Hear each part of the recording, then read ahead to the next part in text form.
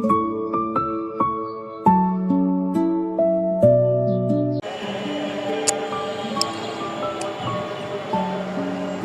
আলাইকুম। আশা করি সবাই ভালো আছেন। আলহামদুলিল্লাহ আমি অনেক ভালো আছি। তো আজকে শুক্রবার, সবাইকে জুমা মুবারক।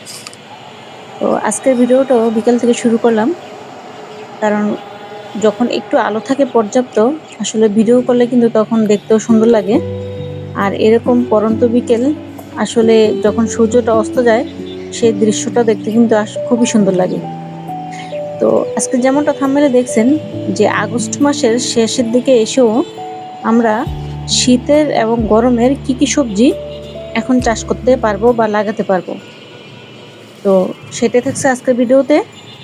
তো আশা করি যারা ভিডিওটা দেখবেন ধৈর্য নিয়ে সম্পূর্ণ ভিডিওটা দেখবেন। আর দেখে যদি আপনার ভিডিওটা ভালো লাগে তাহলে সবাই লাইক করবেন, শেয়ার করে পাশে থাকবেন। আমার নতুন বন্ধু যারা আছেন চ্যানেলটা সাবস্ক্রাইব করে দিবেন, যারা করছেন তাদেরকে অসংখ্য ধন্যবাদ।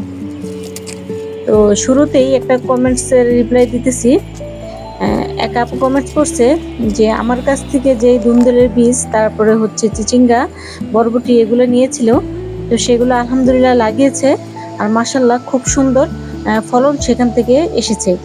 আর একটা কথা কি, যে আপুটা কমেন্টস করছে তিনি কিন্তু সবার প্রথম আমার কাছে বীজ অর্ডার করছে আর আমার কাছে বীজ নিয়েছে। আলহামদুলিল্লাহ শুনেও ভালো লাগলো বা শান্তি লাগলো যে নেওয়ার পরে লাগানোর পরে আলহামদুলিল্লাহ সেখান থেকে সে ফলনও পাচ্ছে। তো ধুন্দুল আপনি বলছেন যে ধুন্দুল নাকি 6টা হারভেস্ট করছেন, আরও গাছে 5-6টা আছে বীজের জন্য রাখছেন, বা বরবটিও আলহামদুলিল্লাহ ধরছে, সেগুলো বীজের জন্য রেখেছেন।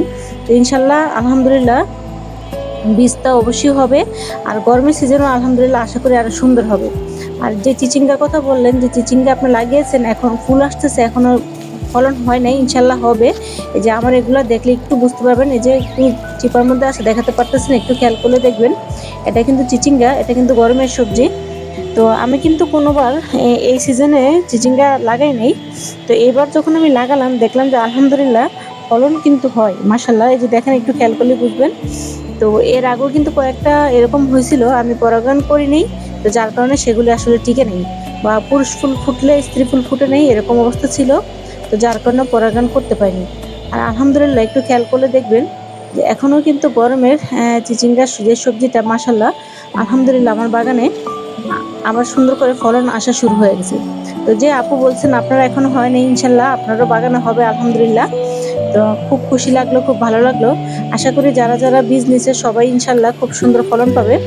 আর যদি গরমের সিজন হয় তাহলে তো ইনশাল্লাহ আরো বেশি ফলন হবে আলহামদুলিল্লাহ। তো গরমের সবজি বলতে এখন আমরা যেগুলা চাষ করতে পারি তার মধ্যে এখনো ইনশাল্লাহ আশা করি যে চিচিঙ্গা, ভালো জাতের বা ভালো মানের যে চিচিঙ্গাগুলি আছে সেগুলা লাগালে এরকম আপনারাও কিন্তু ফলন পাবেন। আর এরকম করে আগাগুলি একটু কেটে দিবেন, যে আগাগুলি একটু বেশি বড় হয়ে গেছে, 3 হাত বা 4 হাত এরকম লম্বা হয়ে গেছে, তো তখন আগাগুলি কেটে দিলে কিন্তু আলহামদুলিল্লাহ সেখান থেকেও আবার একটু একটু করে কিন্তু ফলন হবে বা নতুন ব্রাঞ্চ বের হবে। আর এর জাতটা মাশাআল্লাহ এত ভালো, যত আপনার ব্রাঞ্চ বের হবে তত কিন্তু সেখান থেকে আপনার এই যে স্ত্রী ফুল পুরুষ ফুল দুটোই কিন্তু আসবে। তো আর শীতের সবজি যেগুলো আছে সেটা তো আমরা এখন সবাই জানি, লাউ, মিষ্টি কুমড়া তো সবসময় হয়, লাউ, টমেটো, সিম, এগুলো হচ্ছে শীতের সবচেয়ে অন্যতম সবজি। মূলা, ফুলকপি, বাঁধাকপি। তো ফুলকপি বাঁধাকপিতে আমি গত বছর একটু চেষ্টা করছিলাম, যেহেতু আমার ছাদ বাগানটা ছোট, বেশি বড় না। তো যাদের বাগান বড় আছে তারা তো অবশ্যই বিভিন্ন ধরনের ভ্যারাইটির সবজি চাষ করবেন, কারণ এটা হচ্ছে সবচেয়ে মানে উপযুক্ত সময়, মানে যারা আমরা বাগান করি শীতের সময়টা কিন্তু খুব সুন্দর একটা মজাদার সময় সবজি লাগানোর জন্য। বিভিন্ন ধরনের সবজি পাওয়া যায়, বিভিন্ন ধরনের ভ্যারাইটি থাকে, সেগুলো লাগাতেও কিন্তু ভালো লাগে। আর যেহেতু একটু পানি দেওয়ার ঝামেলা কম থাকে, পোকামাকড়ের আক্রমণ কম থাকে, তাতে কিন্তু আমাদের বাগানীদের ভালোই লাগে, খারাপ লাগে না। আর এর ফাঁকে আজকে একটু গাছে খাবার দিয়ে নেব। তো এই খাবারটার মধ্যে কিন্তু পর্যাপ্ত পরিমাণে সবকিছু আছে, কলার খোসা থেকে শুরু করে সবজির যত খোসা আছে সবগুলি মোটামুটি কিন্তু এখানে আছে। তো অনেকে প্রশ্ন করেন যে কতটুকু দিবেন, কিভাবে দিবেন, তো একটু খেয়াল করে দেখবেন। এরকম একটা মগ দিয়ে আমি 1 মগ বা 1.5 মগ এরকম নিব, নিয়ে পুরোটা কিন্তু পানি দিয়ে কিন্তু একবারে ভরে দেব। কারণ খুব বেশি ঘন যদি আপনি দিতে যান সব কিছুরই কিন্তু সাইড এফেক্ট আছে। অর্গানিক হলেও কিন্তু এটারও কিন্তু একটা গ্যাস আছে।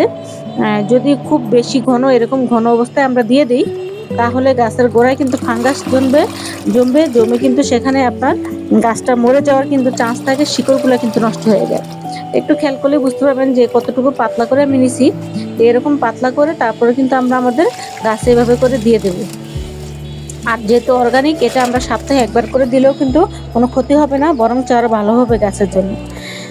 তো যেটা বলতেছিলাম, শীতের সবজি তো কি হয় সেটা তো আমরা সবাই জানি। আর এই সিজনে গরমের আমরা এখনো বেগুন তো 12 মাসের সবজি। বেগুনটা আপনারা চাইলে আপনাদের বাগানে রাখতে পারেন। আর যারা আমরা বাগান করি এমন কোনো বাগানই নেই যে যার বাগানে বেগুন থাকে না। ইনশাআল্লাহ আলহামদুলিল্লাহ সবাই মোটামুটি বেগুনটা রাখতে পারেন। আর বরবটি আমি যেটা চাষ করি সেটা আলহামদুলিল্লাহ শীত গরম দুটোটাতেই আমি খুব ভালো ফলন পাই, তবে গরমের সময় একটু বেশি পাই।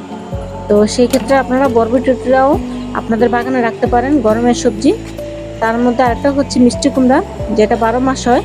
মিষ্টি কুমড়াটাও আপনাদের বাগানে রাখতে পারেন, কারণ এটাও কিন্তু খুব ভালো হয়। আর বেগুন তো বললামই।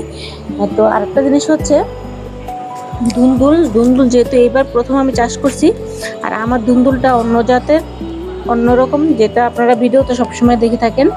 তো অন্য লম্বা ধুন্দুলগুলো হয় কিনা আমি জানি না, তবে আলহামদুলিল্লাহ আমার এই ধুন্দুলটা দেখেন মাশাল্লাহ 1 মাসের মতো গাছটা হবে। এখন দেখেন কি সুন্দর ফলন এসে পড়ছে। তো আলহামদুলিল্লাহ আশা করি এখনো যদি লাগানো যায় ইনশাল্লাহ চারাটা খুব সুন্দর করে উঠবে। আর এখনো কিন্তু ধুন্দুল গাছের ফলন পাওয়া যাবে। শুরুতে যখন দেখলেন আমি গাছে পানি দিছি তখন কিন্তু সেখানে 2টা ছোট ছোট চারা ছিল, সেগুলো কিন্তু ধুন্দুলেরই চারা। তো আমি একটু দেখার জন্য যে শীতকালে কেমন হয় এটা দেখার জন্য কিন্তু আমি এবার গরমের কিছু এই চিচিঙ্গা ধুন্দুল এগুলো আমি আমার বাগানে রাখছি, যাতে বুঝতে পারি যে কোনটার ফলন কোন সিজনে কেমন হয়। তো ইনশাল্লাহ আশা করি আপনারাও যদি ধুন্দুলটা লাগান তাহলে বিশেষ করে আমার যে জাত, এই জাতেরটা ফলন মাশাল্লাহ খুব ভালো হয়। এটা আপনারা লাগিয়ে দেখতে পারেন। আর যারা বীজ নিয়েছেন তারা তো আলহামদুলিল্লাহ ফলন পাচ্ছেন, ইনশাল্লাহ সামনেও পাবেন আশা করি। একটু সঠিকভাবে গাছের যত্ন নেবেন, একটু সঠিকভাবে খাবার দিবেন। জৈব খাবার দিলেই গাছের জন্য পর্যাপ্ত, এর চেয়ে বেশি কিছু আর লাগে না। তো ওই জৈব খাবারের মধ্যে যদি সম্পূর্ণ উপাদান থাকে তাহলে কিন্তু গাছ সেখান থেকেই খুব ভালো ফলন দেয়। আর এই যে মরিচ তো আমাদের বাগানে সবসময় থাকে, শীতের মরিচ, বর্ষার মরিচ, এক এক সিজনে এক এক মরিচ থাকে। তো সেটা দেখে আমরা কিন্তু মরিচটা আমাদের বাগানে রাখতে পারি। আর এই একটা গাছ আপনাদের কার কার বাগানে হয় জানি না। তো আলহামদুলিল্লাহ দেখতে এত সুন্দর লাগে, খুব ভালো লাগে, খুব মায়া লাগে গাছগুলো উঠাইতে। তো তারপরে একটা রেখে দিলাম। আসলে আগাছা কিন্তু খুব বেশি গাছের খাবার শেষ করে ফেলে, মানে টবের মাটির মেন গাছের থেকে কিন্তু আগাছা খুব বেশি দ্রুত বাড়ে, একটা জিনিস খেয়াল করবেন। তো সেক্ষেত্রে আমি একটা গাছ উঠিয়ে ফেললাম। আর গোড়ার দিকের এভাবে পাতাগুলি কিন্তু অবশ্যই ছেটে দিবেন। গোড়াটা যত পাতলা থাকবে গাছগুলো কিন্তু তত সুন্দর হবে। তো যাই হোক, শীতের সবজি বলতে আমরা যেগুলো বললাম সেগুলো, আর গরমের সবজি বলতে যেটা আমি বললাম বরবটি, তারপরে হচ্ছে আপনার চিচিঙ্গা, ধুন্দুল, মিষ্টি কুমড়া, তারপরে হচ্ছে বেগুন। এগুলো কিন্তু আমরা আমাদের বাগানে এখন খুব সুন্দর করে গরমের সিজনের যে সবজিগুলি আমরা চাইলে আমাদের বাগানে রাখতে পারি। আর শীতের আরেকটা সবজি হচ্ছে শশা। আলহামদুলিল্লাহ শশাটা আপনারা আপনাদের বাগানে এখন বিভিন্ন জাতের উন্নত মানের শশা বের হয়েছে, শশার বীজ বের হয়েছে, সেগুলি আপনারা আপনাদের বাগানে রাখতে পারেন। এমনও শশা গাছ আছে 13 থেকে 14 পাতা হলেই সেখানে কিন্তু ফলন চলে আসে। তো আপনারা যখন বাজার থেকে বীজ কিনে আনবেন, যদি বীজের দাম একটু বেশিও হয় চেষ্টা করবেন একটু ভালো মানের বীজটা কিনে আনার জন্য। কারণ একবার যদি আপনার বাজার থেকে বীজ কিনে আনতে পারেন আলহামদুলিল্লাহ, সেখান থেকে যদি ফলন হয় তার থেকে যদি আপনারা একটা বীজের জন্য রেখে দেন তাহলে কিন্তু আপনাদের আর বাজার থেকে বীজ কেনার চিন্তাটা কিন্তু থাকবে না। আর শীতের অন্যতম আরেকটা জিনিস হচ্ছে সরিষা গাছ। কিছুদিন আগেই দেখছেন আমি এখান থেকে সরিষা হারভেস্ট করছি, মানে গাছ তুলে নিয়েছি শাক। আর দেখেন আলহামদুলিল্লাহ আবার কয়েকদিন আগে, আমি মনে হয় 4 থেকে 5 দিন হবে বীজগুলো লাগিয়েছি, মাশাল্লাহ মনে হয় না একটা বীজ মানে নষ্ট হয়েছে, সবগুলো বীজ আলহামদুলিল্লাহ এখান থেকে উঠে গেছে। আর এই বীজগুলো কিন্তু গত বছর আমি আমার বাগান থেকেই সংগ্রহ করছি। মানে একটা টবে আমি কিছু গাছ রাখছিলাম মানে দেখার সৌন্দর্যের জন্য। সরিষা ফুল দেখতে কিন্তু খুবই ভালো লাগে, ঘ্রাণটাও খুব সুন্দর ভালো লাগে। আর সবচেয়ে বড় কথা হচ্ছে প্রচুর মৌমাছি আসে, মানে উপকারী যে পোকামাকড়গুলি আছে সরিষা ফুলে কিন্তু খুব সুন্দর আসে। তো সেক্ষেত্রে কিন্তু আমি বীজ রাখছিলাম, আর সেখান থেকেই খুব সুন্দর ফলন হয়েছে। যাই হোক, আশা করি আজকের ভিডিওটা যারা দেখছেন আলহামদুলিল্লাহ আপনারা সামনে প্রমাণ সহ দেখতে পেলেন যে কোন কোন সবজি, গরমের সবজি বা এখন আমরা লাগালে হবে, আর শীতের সবজি তো কি কি সেগুলো আপনারা সবাই জানি, তারপরে একটু বলে দিলাম। তো এই সবজিগুলি এখন আপনারা আপনাদের বাগানে রাখতে পারেন, খুব সুন্দর রেজাল্ট ইনশাল্লাহ আশা করি পাবেন। যাই হোক, কে কোথা থেকে ভিডিওটা দেখছেন জানাবেন। সবাই ভালো থাকেন, সুস্থ থাকেন। আল্লাহ হাফিজ।